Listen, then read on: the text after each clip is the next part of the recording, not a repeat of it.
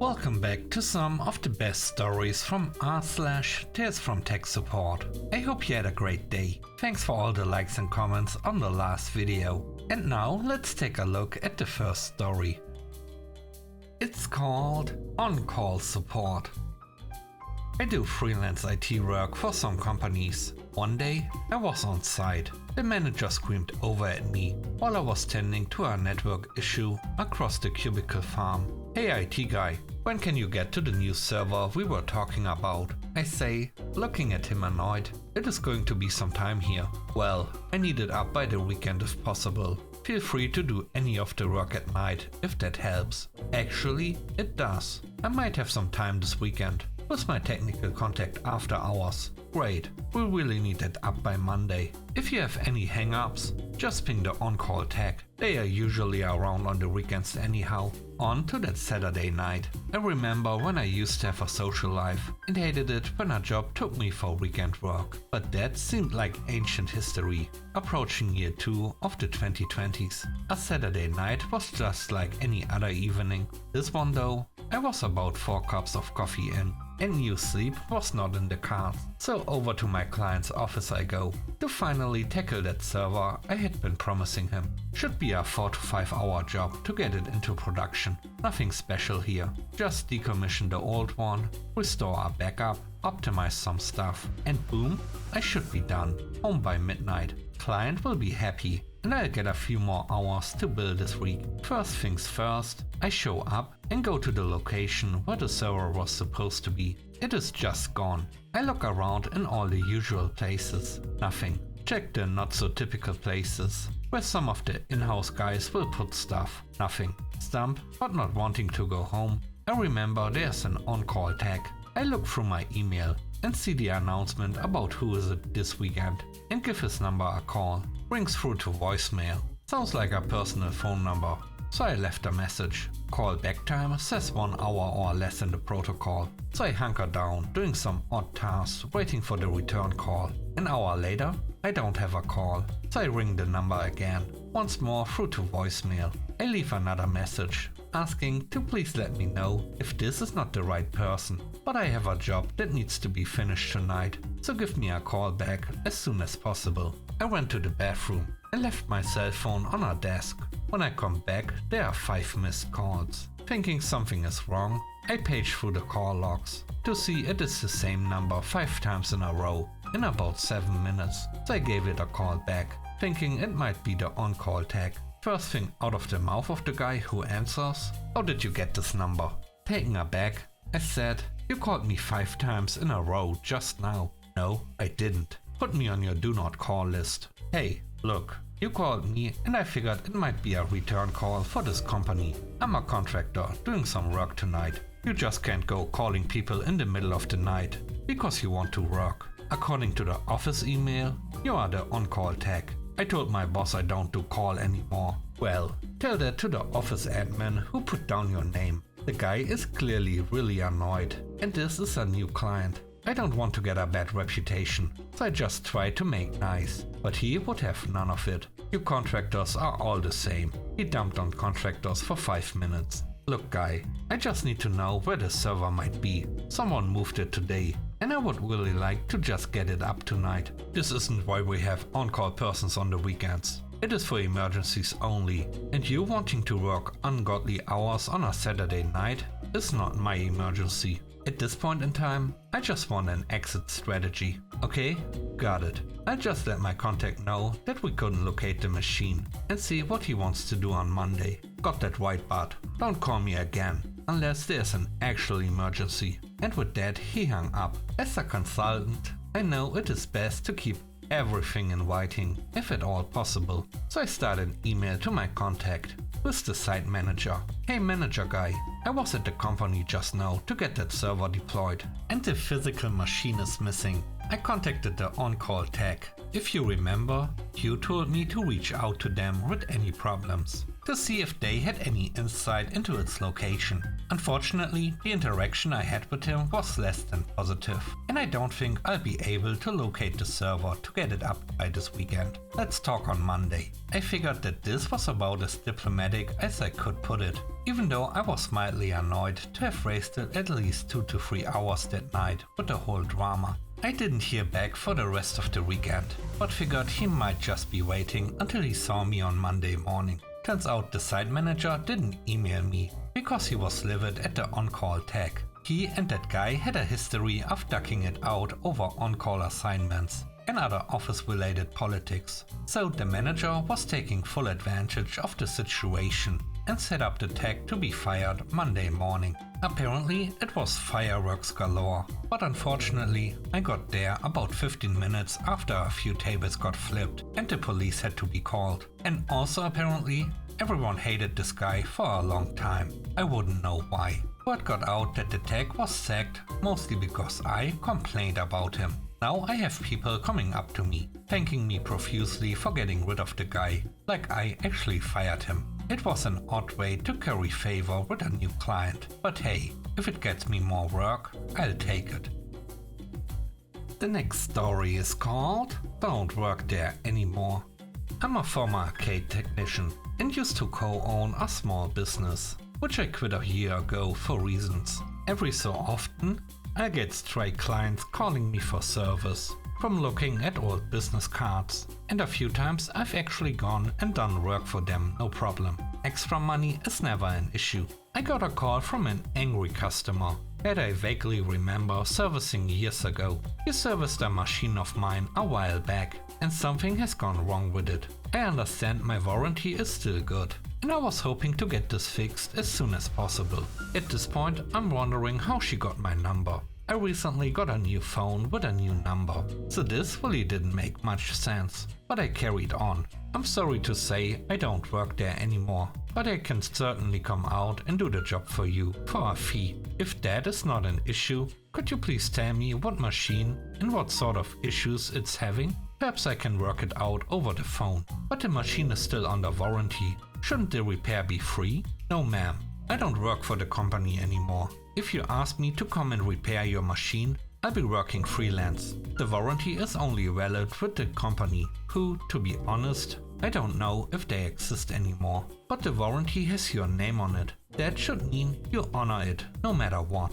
At this point, she's getting irritated. Apparently, she expects me to do the work for free. While it may have my name on it, it doesn't mean I have to honor it. Granted, yes, I'll discount because it was my work to begin with, but I'm not going to come out and service the machine for free. As I said, the warranty is only with the company, who I am not a part of anymore. This is ridiculous. I was told by former boss at company that you'd come out and do this no problem. I really need this fixed as soon as possible, and I was guaranteed there wouldn't be a problem. I'm sorry for any inconvenience, but I'm certainly not going to come out for free to do work that company should be handling, even if it has my name on it. You still haven't said what the issue is. No, the issue here is that I have a warranty, a signed contract with your name on it, but that is only valid with company. I'm not going to go out and do their work for them in my free time for free. At this point, I'm ready to just hang up the phone.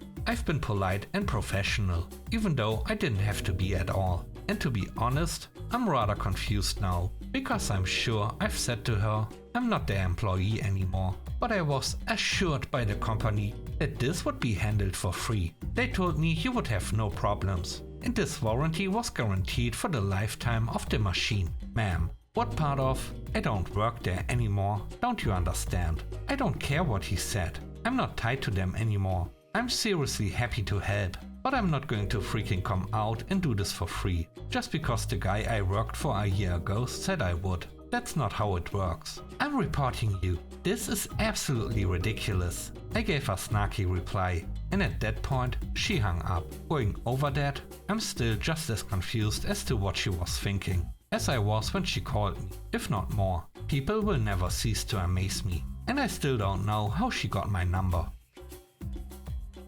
The third story is called Request Denied. I work in a moderately sized company where we have both internal employees and contractors at client sites. My job is about what you would expect: fix issues as they come in, image and set up machines, and deal with standard BS mixed in.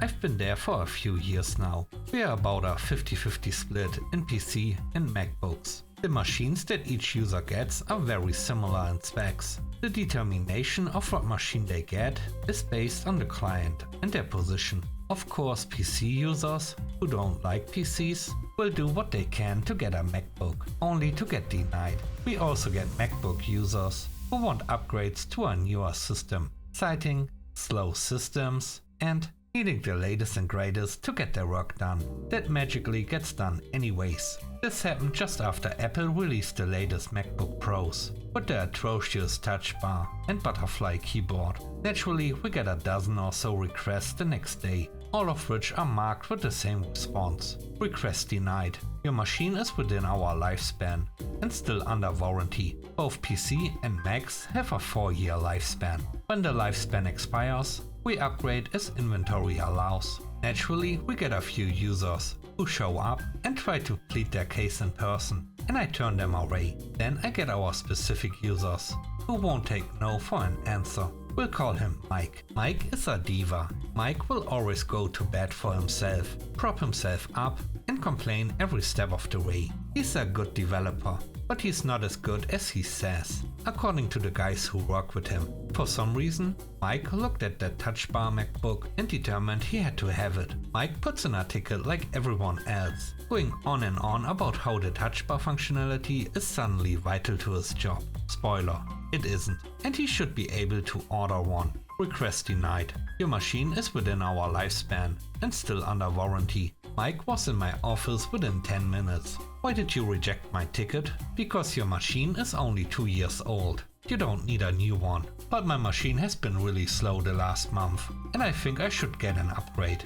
Where's your ticket for the slow system? I'm too busy to deal with your ticketing system. Then I can't help you. If I don't know, there's a problem. Mike stormed out of the office after more whining. I wasn't stupid though. He wasn't going to give up. I went ahead and reopened his request ticket and updated it with our conversation in my office. Cover yourself, everyone. A week later, a ticket comes in. MacBook has a broken screen. Yep, it was Mike's. Mike included a picture of the broken screen in the ticket, to help me out of course. Sure enough, half the screen was unusable. Before I can even reach out to him, he's in my office with the MacBook. He's doing his best to look upset. So, how did it break, Mike? I'm not sure. I walked away for a little bit to use the bathroom, came back, and it was broken. Screens don't just blow up like this, Mike. Something had to have happened. I don't know what happened. It wasn't my hill to die on just yet, but I told him to give me a bid to see what our AppleCare coverage included. He disappeared as I pulled it up, confirming that we got a discount on accidental damage, but it wasn't fully covered. Just about everything else was. A quick call to Apple Enterprise Support confirmed it wasn't going to be cheap to replace. Somewhere around $700 with our discount. I go to my boss and tell him the whole situation. Of course, I can prove he was the one that broke the screen, and he's going to at least need a loaner before we decide what to do. Boss asked, what do we have in inventory? We are pretty tight right now, just a couple available. We have a pending quote for our restock with the new models. Do we have any other machines? Before I answered, it dawned on me. We still had older MacBooks, the really big ones with the disk drive still in them. The ones that, at this point, were about 6 years old and we kept for emergencies. Boss had the same idea and we both shared our love. Go get one of the Big Macs. Image that and don't tell him it's just a loaner. Let's let him sweat. Mike came back not long after and I told him that we were still deciding what to do about his machine, but that I would at least get him a loaner for the time being. Mike somehow twisted this around into hearing that he was getting a new machine. Okay, when you order a new one, I need more than 16 gigs of memory. I need 32 and a stronger processor and a 1TB SSD. Before I could even break the news to him, he was gone. Oh heck no, you did not just do that. I took great pride in imaging that big MacBook. I got everything ready for it and messaged him that the loaner was ready for pickup. He came upstairs and almost fainted when he saw his temporary machine. I can't use this. Yes, you can. Log in. This machine is so old, but it has a fresh image on it, so it should run faster than your other machine, right? After going through his setup, he stormed out of the office. It wasn't long before his boss showed up, wanting to know what was going on. After a quick explanation and showing him the broken MacBook, he just sighed and shrugged. He asked if we were going to give him a new machine. I told him he wasn't getting rewarded for breaking a company asset, but I'd get a replacement that matched the one he broke. His boss agreed. Apple got the repair done pretty fast, and I messaged Mike to come pick it up. He was in my office so fast, ready to throw the old MacBook out the window. Much to his disappointment and my delight, he saw his old machine ready to go with a brand new screen. But that's my old machine. Yes, Apple got the repair done pretty fast. All your data was saved, so you can do a quick swap. But that's not what I requested, and your request was denied. That didn't change. Mike took the machine and left. I grabbed the old machine and tucked it away. A couple of weeks later, we got a shipment of the new MacBooks in, but didn't tell anyone about it. Around that time, a ticket came in for new users to join the same team Mike was on. I made sure those new users got 2 shiny new MacBooks, because I am that petty. After they went through their setup, they made their way to the area they worked. A few minutes later, a ticket came in. Yes, it was from Mike. New employees have updated MacBooks on our team. I feel I should have won as well as a senior employee. I shrugged. Request denied. Your machine is within our lifespan and still under warranty. The last story is called Error Reporting.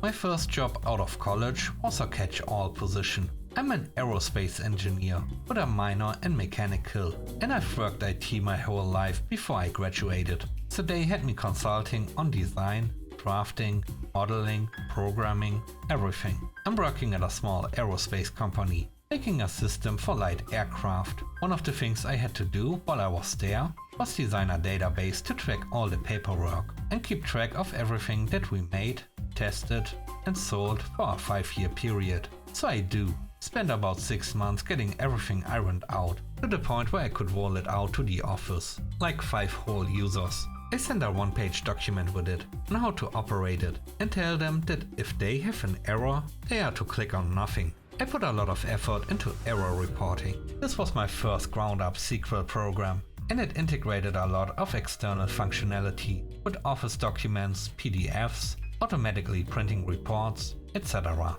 But there were a lot of moving parts that could go wrong. They didn't listen, so I sent out a link to everybody that would update the program on their computer, with the only explanation being improved error reporting functionality, and tell them that their old program will no longer work, so they have to update. Fast forward to about lunchtime, when I suddenly hear the old Monty Python line. No one expects the Spanish Inquisition. Nobody expects the Spanish Inquisition. And maximum volume from down the hall, closely followed by a few choice surprise expletives. I quickly hop out of my seat and walk down the hall, only to find my boss is sitting about 4 feet from his desk, looking a bit pale as I walk in and try not to laugh. What the heck just happened? You hit an error. But why did it yell at me? Because nobody was telling me what errors they were getting. So I rigged up a notification for myself. And this was the simplest solution to the problem. What the update really did was add a few lines of code to set the system volume to 100%